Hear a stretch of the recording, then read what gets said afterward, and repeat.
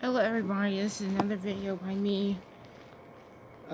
Starting a new series called Amazing Bridges from Around the World. This is episode 1, part 1. I'm just going to put this into 2 parts. Denmark and Sweden.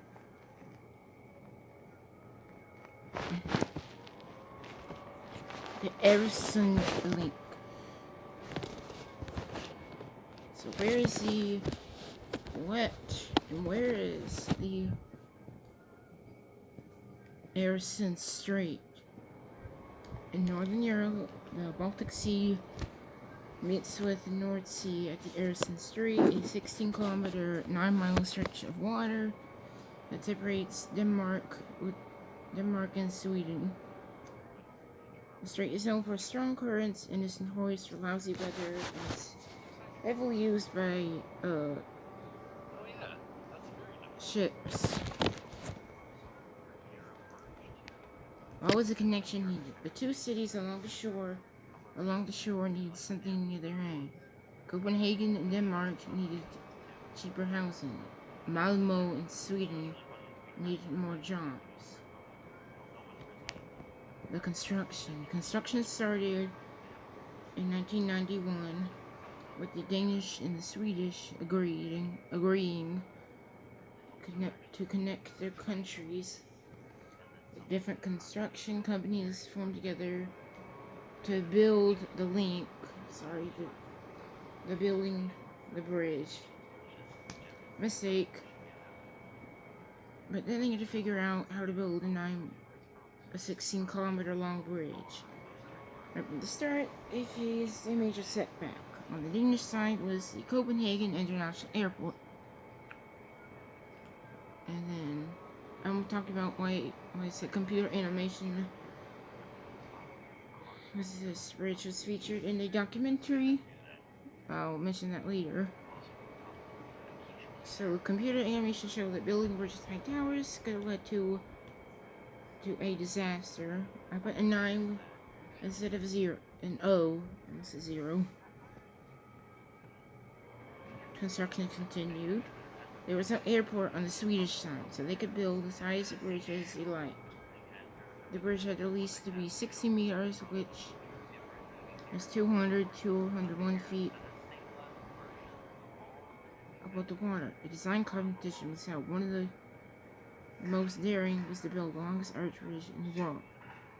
The arch bridges sweep down towards the water, decreasing ship clearance.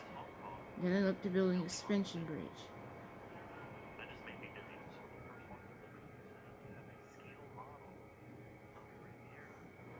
But cables attached to, so big cables are stretched from 2 towers, and little cables are from the big cables to hold up the road. Adding cables attached to more cables makes suspension bridges very flexible. That is saying when a train goes across the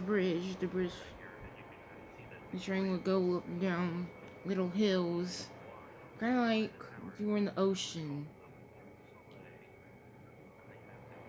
A little bit like that. Because some suspension bridges kind of curve. If you were like seeing my hand motions, which I'm doing now, you would get the idea.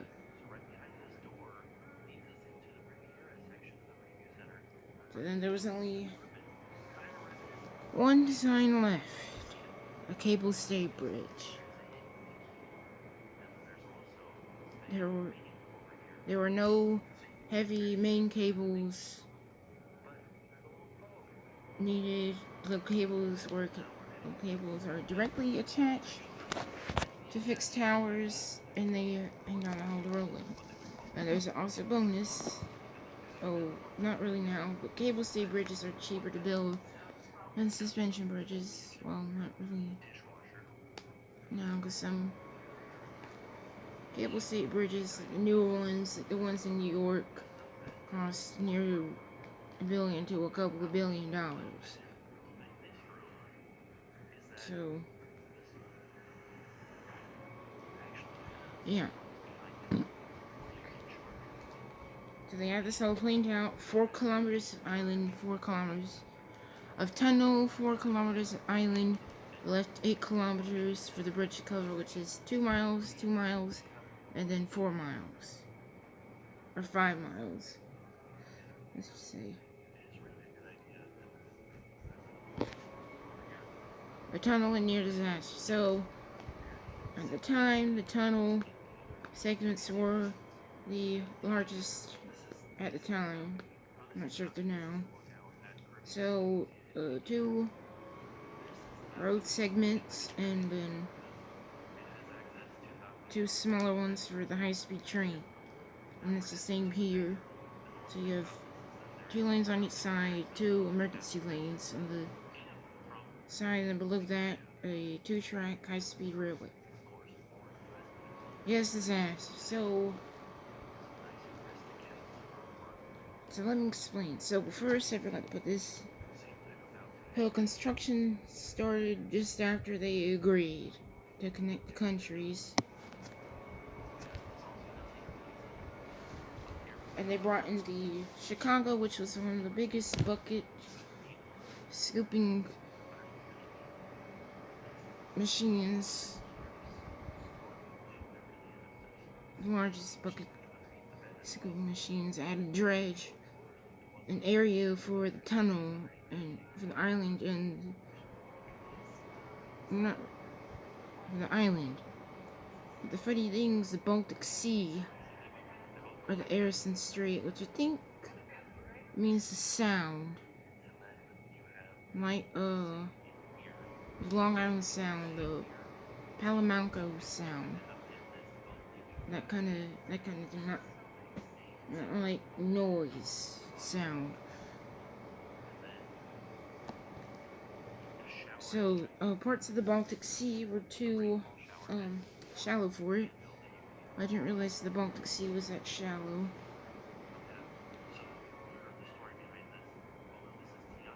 Sorry, I'm looking at. So, yeah. So also they had a larger dredger with teeth on the side that cut through rock and dirt. But there was a special limestone called Copenhagen limestone that on that teeth cutting thing was also known as the spitting cone of death. That's a good name for a piece of construction equipment. So the Copenhagen limestone was very abrasive. It eroded, I think, 2,000 teeth, 500, 200 teeth a day. In total, 15,000 were replaced. Wow. And the pipe. Actually, the stones that they used on the island, for the island, came from a quarry in Sweden, so.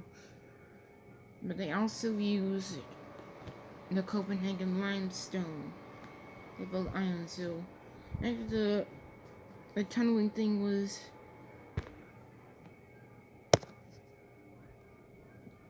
done chopping up the rock, it was carried onto a conveyor belt all the way out to the island. Which there are actually 2 islands you can see. This is Pebberholm, which is Pepper Islet in Danish. And then Saltholm, I think that means Salt Island. Nobody lives on that island. There's an exit for that island for some reason. And that's the Copenhagen International Airport. Copenhagen is like right there. That is Malmo. The turning torso is like Sweden's tallest building.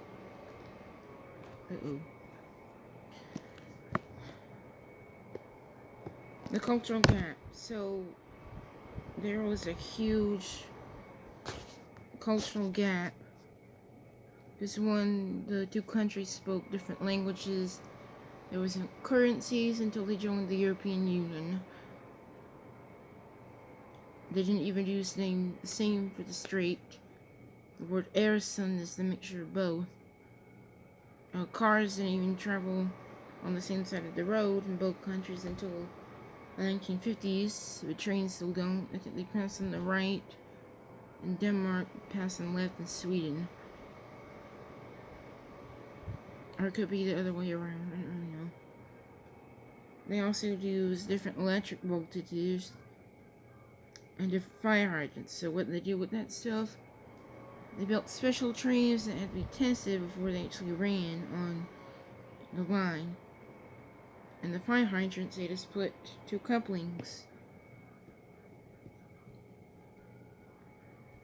So just like if you know what Barl Nason Barl Hertog is, they have two different post offices and such like that. I should make a video about that in the future.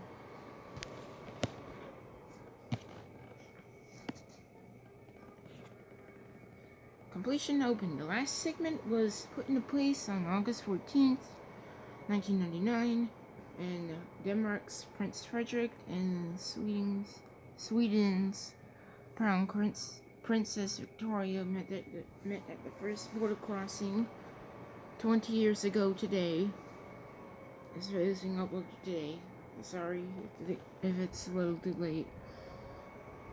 I'm probably gonna send this to my granny tomorrow, because by the time I upload, she's gonna probably sleep. And the bridge finally opened on July 1st, 2000 at 11 p.m.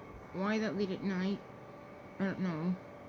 But the bridge was inaugurated after it was online. Oh, by the way, this is not the roadbed that was opened. It was built with asphalt, which is perfect for most European countries because it's very cold there.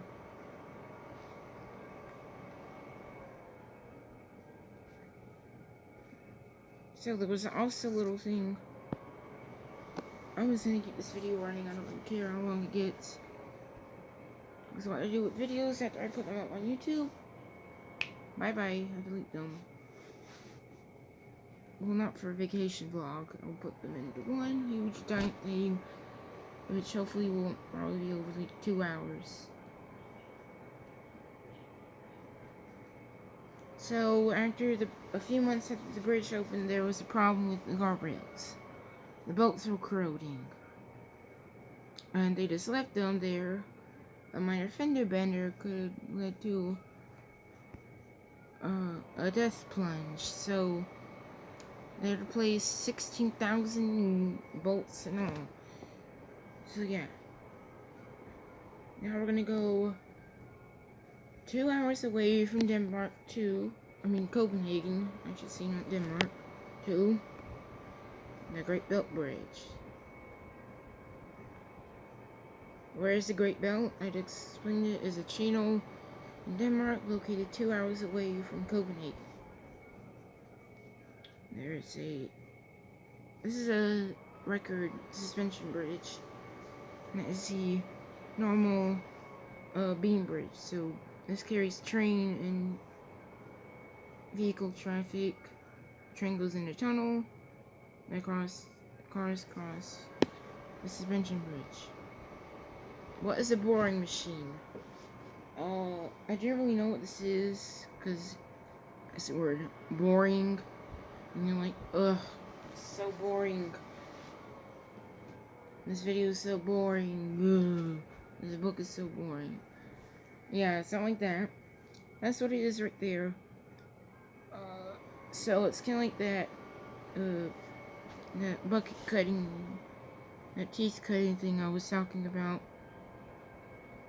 So what happened with the disaster? So they bored a tunnel for the trains under the water, because that's how they did it. And so they hit a water pocket. And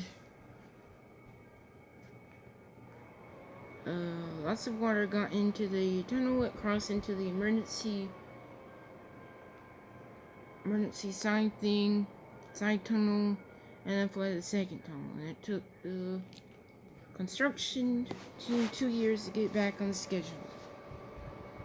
Now, oh, I forgot. So both these bridges were featured on the documentary Impossible Bridges, Denmark, Sweden, which is megastructures. If you look up on YouTube, Impossible Bridges, you'll see Denmark, Sweden, China, and Greece, which I'm going to do a video on Greece.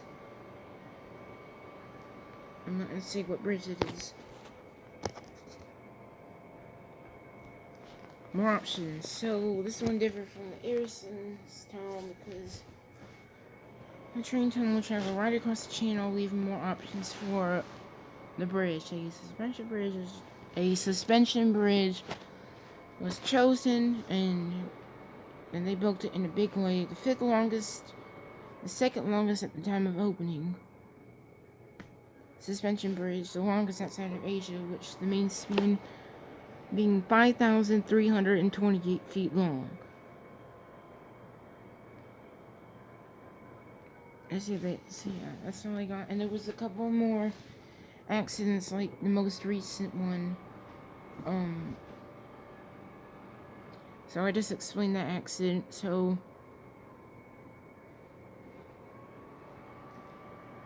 I think 7 workers died in the completion of the bridge. That's very sad that happened. But the disaster, I think, is more sad is that in 2019, on September 6, 2019, I think, if I'm wrong, just tell me, a passenger train was struck by a semi that was being carried by a freight train going across the bridge, and I think, I'm not sure how many people died. Oh my goodness. So the toll for the bridge for cars is 240 Danish krones, which equals to $36.40. Wow, that is that is very expensive to cross a bridge.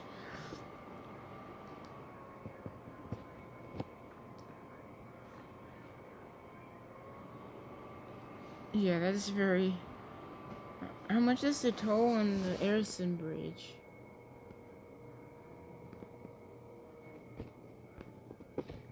So here's the facts. You can just pause this if you want to read it.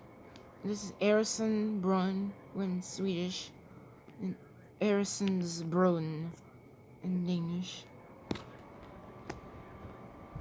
So you can pause that if you want right now, or just read it really fast. This is a picture during the construction. The picture is very terrible. You can read this.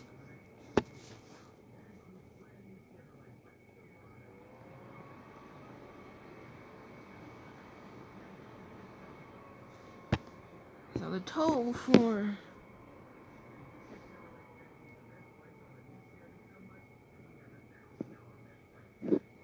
the Ericsson Bridge is 460 Swedish crowns.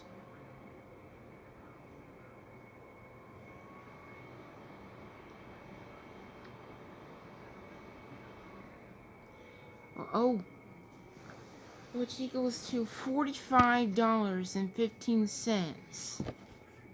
Oh my gosh. So I ended up with that very expensive price Swedish krona, I should say.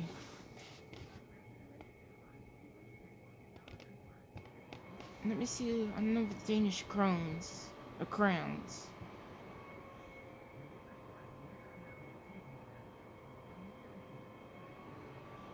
Oh, Danish krone. Yeah, so, wow. Yeah, those Nordic countries are very expensive. Oh, the toll is also 36 euros. Let me see what that is. I typed in Yuri. This is very weird. How much did it say? 663. Oh. Oh my goodness, it's even more. $70.92. Wow. Okay, so I'm gonna end it off with this. This is episode 1. I'll see you guys probably 4th of July. I'm gonna say happy July, happy 20 years of service, Arison Bridge. 20 years old, that is another 20 years. 40, another 20 years, 6. So, yeah. So, I'm gonna say bye to all you guys, all of you.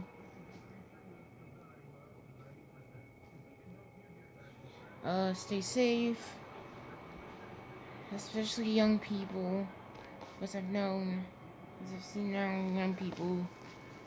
I'm not, I mean, some people do care, some people don't, but just stay safe, stay 6 feet away, and just have a good 4th of July, and enjoy the holidays. So, I'm gonna see you all 4th of July, so, see you all later.